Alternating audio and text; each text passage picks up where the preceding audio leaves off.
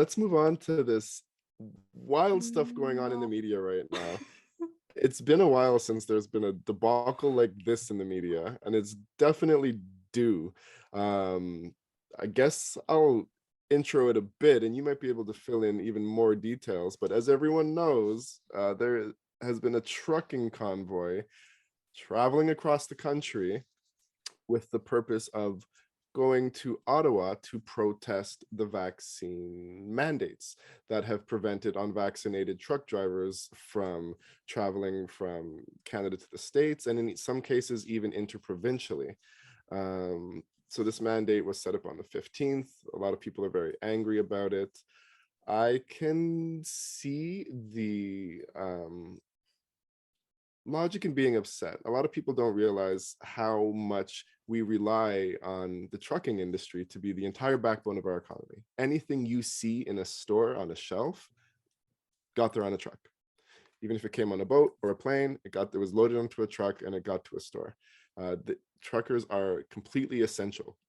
And they barely get out of their vehicles. They sleep in their cabs, they eat in their cabs, they drive 24 hours at a time to deliver the goods. They probably pose a very low risk of transferring COVID to other people. However, my understanding is that this protest on this convoy was organized by a person who was very sympathetic to and or involved in white supremacy and other organizations like that. And along the way, along this convoy, literally, a lot of different groups have been hopping on the wagon here, including possibly the organizer, like using a real issue to garner people. Here, I should be here. I'm not going to get into my opinion. A lot of groups are hopping on the bandwagon here, though. Anti-vaxxers, anti-maskers, hate groups, possible terrorist organizations, Nazi organizations. They're all using this to put forth their mantra, and it's turning into a wild debacle of just horribleness. Horribleness. Hillary, if I've left anything out, please fill that in. And also, what are your thoughts on all this? So I'll add that the woman who organized the GoFundMe is like a yellow vest, right-wing, racist, white supremacist. What's yellow vest? It's a type of, I think, neo-Nazism. It's definitely highly racist. Like it's white supremacy. I will Google it just for you. Oh my goodness. But I'm 99% sure she's hold on. Freedom of speech is great, but how are you not instantly arrested for like waving a Nazi flag? Like, are you kidding? Like, you can't walk around waving like a "let's rape women" flag, or let's be like, yeah, yellow vesters are supposed pedophiles to are us. Sort of be proud nationalists, make Canada great again, using Nazi salutes. They're they're considered a hate group. So, and then I believe that there's one of the organizers who believes that Anglo-Saxons are the superior breed of white people and wants to just make Anglo-Saxon white people the purest breed and phase out all of the other colors. That's KKK. That's Aryan Nation. Voila. Which is also not neo-Nazi. Yeah. Yes. And then there's another one who is a very racist man who I think ran for the Conservative Party somewhere in some place. So like it's three racist organizers who came together for this convoy, which I think last I checked had raised like $7 million on GoFundMe. And they're claiming that they're going to be giving it out to all of the truckers who participate because they can't work because of the vaccine mandate. So it's like paying their salary, their food, the gas to participate in the convoy and all of this stuff. I have so many various thoughts, and I'll start with the obvious thoughts that I'm having, which is that I think a lot of people of color see something like this happen, and we are aware of the opportunistic nature of racist people. And I think a lot of us knew it would go down the path that it did, which was pissing and defacing a war memorial in Ottawa, putting like horrible symbols around Terry Fox's statue, et cetera, et cetera, et cetera. I don't know that there are many Black people who saw what was happening and didn't really expect something like this, because to me, it gives the same vibe as the PPC using vaccine mandates to leverage their whole political stance during the election. You're taking people that are, and I will say, rightfully frustrated with mandates, upset about losing their jobs, wanting body autonomy, and you're taking their anger and transforming it into like a racist movement, or you're leveraging their sadness, their despair, and turning it into a civil war, which is just abusing and manipulating the situation. I think that there would have been room for truckers to be upset about these mandates, as you described. Don't really know how they were going to be spreading COVID. At the same time, someone did point out America also has these policies. And so in terms of international travel, like they can scream at Trudeau all they want. There's also Biden on the other side effectuating the same mandates. For interprovincial, sure. There's also a lot of these policies that are created by the premiers and aren't Trudeau's problems, and they could be screaming at Doug, at Jason Kenney, XYZ. But turning that anger into like actually carrying around Nazi symbols and swastikas on Canadian flags then causes a problem. And what people of color are trying to also say is not just, we saw this coming, they're abusing your anger and manipulating that and turning it into a racist movement. It's also the fact that anytime a group of color tries to protest in a similar way, they are tear gassed, they are shot at with rubber bullets, they are attacked by the police, and they are not able to demonstrate and protest in the same way as safely or with so much support. And that's the other racist element. It's not just, hey, racist people created this movement and you're co-signing it, which seems like you're co-signing racism, even if you're just against the vaccine mandate. There's also the fact that you are not screaming this loudly for, you know, the people who are against the pipeline, for the Black Lives Matter movement, even for Pride. Like, you don't show up for us, but you're showing up for this. And it's a white supremacist who's running the $7 million GoFundMe. There's layers and layers of racism in this that are harmful. And it's really personally tiring to see people that I considered friends or people that I felt I could like had relationships with siding with these truckers and not looking at the full scope. And I think that's where it's a manipulation of everyone's exhaustion. And it's not to say that people who are vaccinated and people who aren't supporting the trucker movement aren't also exhausted. I would give anything to go see my mom. How many booster shots do I fucking need? I'm very tired. I'd love to go eat at a restaurant. I'd like my friends to be able to go to the gym. I would love a million things. But at the minute a white nationalist is a part of it, you're not going to catch me there. You're going to catch me protesting somewhere else in a different way. And that's where it's frustrating. And I'm also just tired of reading about it everywhere. That's it. That is true. I mean, it's a debacle, like I said at the beginning. It's all over the news. It's getting the news organizations tons of dollars right now. So they are not going to stop talking about it until the interest goes down. And I mean, we're talking about it. Mm-hmm. But yeah, like I understand the plight of people who are frustrated. I'm frustrated. But I'm not seeing a lot of people of color showing up for this. But in any event like this that is so national and affects every province, and yeah, what you mentioned rings true. I think everyone on their Facebook, Facebook is becoming very polarized again, where people are taking sides, and people who have been friends for long periods of times are seeing others' opinions and it's like, whoa, I don't know how I feel about this person anymore. Like, how could they see this and see that? Yeah, you may have someone who works in the trucking industry. Maybe it's affecting your livelihood. Maybe it's, you know, taking food out of your family's mouth. That part I get, but you can't take so much bad just for what the little bit of good is. This is obviously, I think, very political as well. I'm hearing lots of whispers and rumors that there is another federal election coming up in 2022. So this is setting a great, have you not heard this? Not confirmed, but is that legal? Of course. Can we just do one? How can we have another one in less than a calendar year? I believe, I am not, as versed in politics as I could be, but I'm pretty sure that any sitting prime minister can choose to challenge the vote or whatever you want to call it, and choose to, well, Trudeau didn't do that great last time, so maybe he wants to take another run at it. I'm pretty sure that a prime minister can call for an election at any time. That's his democratic right.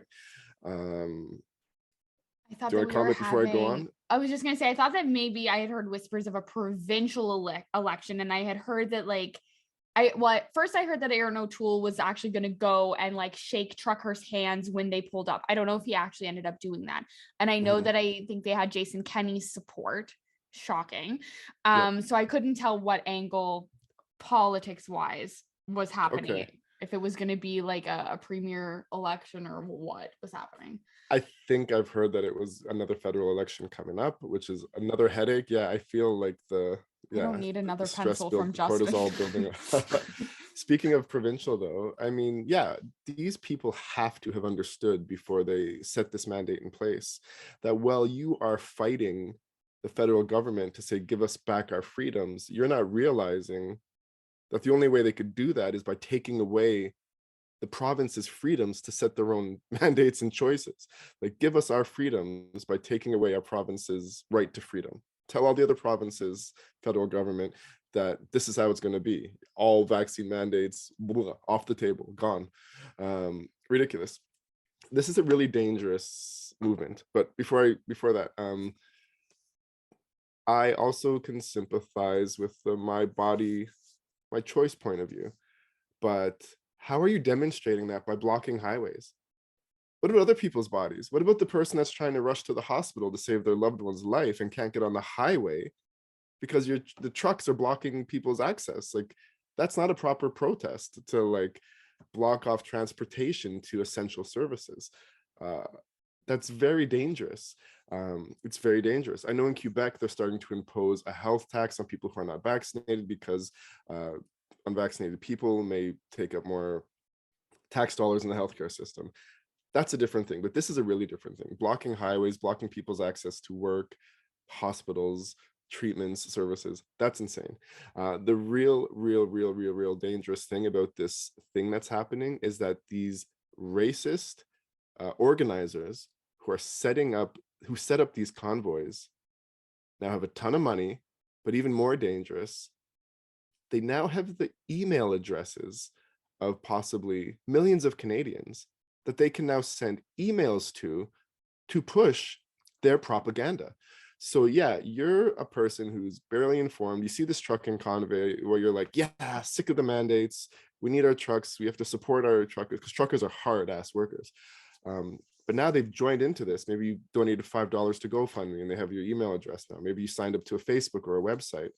Now that's power. That's like, it's not like Facebook or Google power, but having the ability to email millions of Canadians to tip the balance of political opinion or radicalization, slowly insert like racist agendas into what they say they're trying to do, is probably the most dangerous thing about this convoy.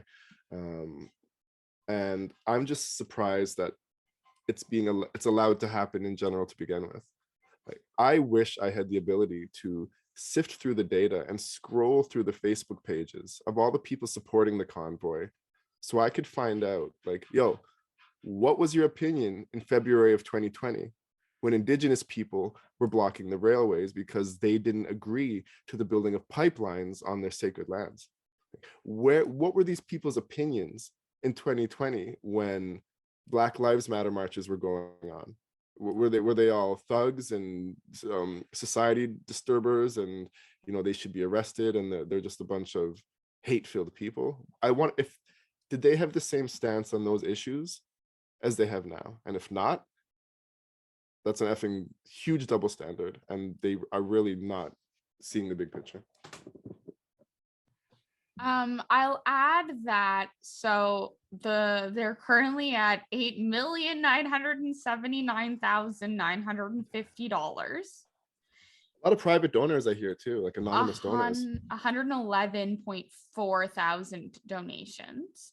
However, the organizer, like Tamara Lich, the one who's the yellow vest, it says has raised $720,000 from 7,891 donations. And then BJ, who I think is the one who's all about the Anglo-Saxons, he's apparently raised 96,000 from 1,264 donations. They've added the update that their Sunday itinerary includes a prayer for unity service held by Mennonite pastor Henry Hildebrandt. All religious denominations welcome. And then at 1 p.m, there will be a first press conference. In two streams of thought. First of all, to your point about it being dangerous, reports have said that there was an ambulance that was not able to make it to the hospital because of the lineup of trucks, and that person died in the ambulance, a trauma case. What about that person's body? Right? Sorry, go on. Sorry, that's really and frustrating. then Go on. It's really frustrating. A group of the truckers assaulted and attacked a food bank homeless shelter, asking them for food, and the shelter themselves has come out and said we were assaulted and attacked and harassed all day until we were forced to give them food.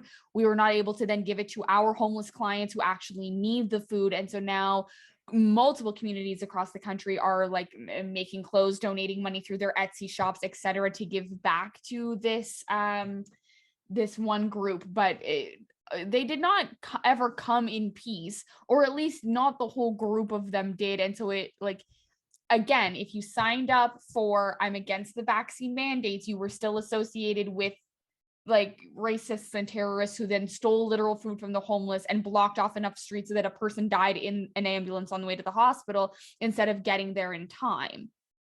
My second question is, I just don't understand what they think's gonna happen.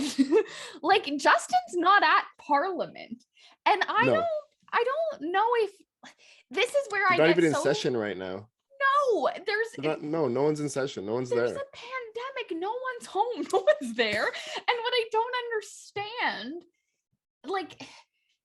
as a racialized person with multiple intersectionalities, they don't listen to you. You know what? You fight for something for a very long time and you get really loud. They still don't fucking listen. I don't know what you think you're all gonna do piled on this lawn in the winter that Justin's gonna be like, you know what? This is the group. This is the one. I'm going to honor what they want. And I'm going to, you know what? We don't have to vaccine mandate anymore. These people have the right idea. I don't know what they think the outcome is going to be, except what happened, which is further dividing our nation. Nothing good was ever going to come out of this. And I think that's how a lot of BIPOC people feel. What? I don't know what was supposed to ever happen. The government has made their choice. They're not changing their opinion.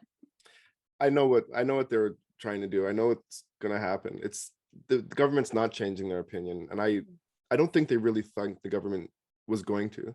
I think this is part of a larger chess game. It's part of a political play to shift opinions away from shift support and away from the Liberals and Justin Trudeau, and garner support for parties like the Conservative Party, the PPC, to lower Justin Trudeau's popularity to hopefully garner more support at the next election, and to it's a power play. It's just to amass power, followers, money, influence, emails, and they're just fed up. And again, I think the mandate is stupid to not let truckers travel through the states and interprovincially, but I don't think this is going to change it.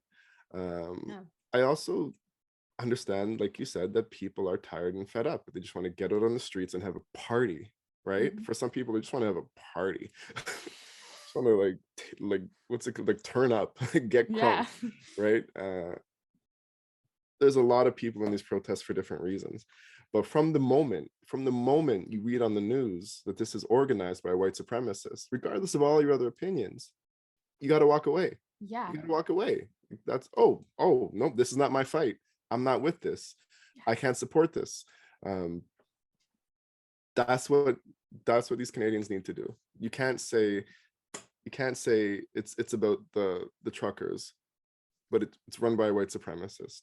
No, you can't. You have to walk away from that as soon as you find out. You can't be like, well, we're still going to support because, it's not fair. No, you have to walk away. When you know that a white supremacist is getting the money, getting the emails, doing the speeches, leading the mantra, you're associating yourself with that group. So if you really dive all in, I don't see how you can backtrack after and be like, well, I agree with this, but I don't agree with that. I'll still follow this guy, even though he's a white supremacist. But that's the thing. Like only people with white privilege can cherry pick how they're associated to other people, because any other racialized or minority person, that's endangering their lives. Like we don't get the freedom of being like, oh, I know you just called me the N-word, but I really would like to, like, you can't separate the art from the artist in those scenarios. And that's why it really just doesn't work. And to the people who are using this as a power play to say that they don't support Trudeau and stuff, like, again, don't really support him either, but I'm still a Black woman who sometimes likes to be a little gay, and that also means I can't be part of the conservatives, and I know my place in this. And the last thing that I just want to point out is that there's so many people in the comments of donating who are saying like, love for everyone in this great time, like we need to live freely, and it's, again, where were these people when other movements were trying to get people to live freely and not have the pipeline and the Black Lives Matter movement marches and pride marches? I don't think these 114 or 111,000 donors were turning up then. I don't think so. And we don't have that data, but we're just going off a hunch. I'm pretty sure they weren't all like, yeah, block the railways. Yeah, Black Lives Matter. Yeah, trucker convoy led by a white supremacist. Like, no. Oh, and the one at the beginning, there's a lot of transphobic signs I hear about, like, and it's not just one. I'm seeing on Facebook, oh, it's just one guy with the Nazi flag. No. There's lots of people with Nazi flags. There's lots of people with hate flags. There's lots of people doing all kinds of stuff. Like, you can't be like standing on the street for 3 hours being like, support our truck drivers beside the guy with the Nazi flag. You just have to go home. Yeah, that's the thing. Like, yeah, on one side of the street, you've got people like playing music and dancing and it looks cute. But if on the other side of the street, you've got people pissing on like the Terry Fox Memorial, I think you got to pack it up and go home. Yeah, a real hero. Yes, a literal convoy supported him across the country. Yes. Like, dude, bro, the year were you born on? Like, Terry Fox. Like, why are you picking? Anyways. Yeah. Anyways. Well, I think we're stressed and exasperated. Exasperated enough. Exasperated's right. Yeah. So interesting week for our first episode. Of course. Crazy debacle happening across the country. May still be happening next week or not. We have next week, a really interesting guest coming up. Hillary, do you want to let everyone know who's going to be on the show next week? Yeah, so Greg Frankson, who an editor for the FluTruxKlan22, a book featuring Black authors and poets from across the entire country, and a friend of ours, Tandaway McCarthy, is part of it, as well as Gary Weeks, who I mentioned at the top of the episode, did the cover art for it. So he will be speaking to us, and if you're listening to this episode, that means that there should be a contest live to win 2 copies. I happen to have some copies here, and we would love to give some away so that everyone can, benefit and enrich their knowledge about what the Black perspective is like in Canada today from some amazing artists. So we will be speaking to him next week. I'm really looking forward to that. Him and like there's a lot of really Tandaway as well as others, a lot of interesting things in that book. What's it called again? The FluTruxKlan22. FluTruxKlan22, that's right. Yeah, one of my favorite ones is from a woman speaking about like the Black queer experience in Toronto and what that's been like, and it's very interesting perspectives. Again, we know a lot of Black people and they've all got different stories, even though a lot of people might think we experience the same things. We really truly don't experience them in the same way, and I think that's really what the message of that book is. And that's a beautiful message. Yeah, because Black people, we're not all the same. We don't all have the same opinions. We're as diverse as they come. About the only thing I think that we all can agree on is that we want to be treated equally, not judged by the color of our skin, and we don't like racist attacks against us. But so amen. Amen. Yeah. Thanks for listening to our first episode. Make sure to check out our website at blackatlantic.ca with lots of interesting stuff coming there and already there. And as well, where else can people follow us, Hillary? Instagram, TikTok, Facebook, Twitter, YouTube, and follow us, Clinton Davis and Hillary, who goes by Cropberry, a now legal entity. Amazing. Congratulations on you didn't. Yeah, that wasn't part of your. I forgot. There's a lot. I forgot stuff too. Yeah. But well. okay, tune in next week. Thanks. Bye. Peace.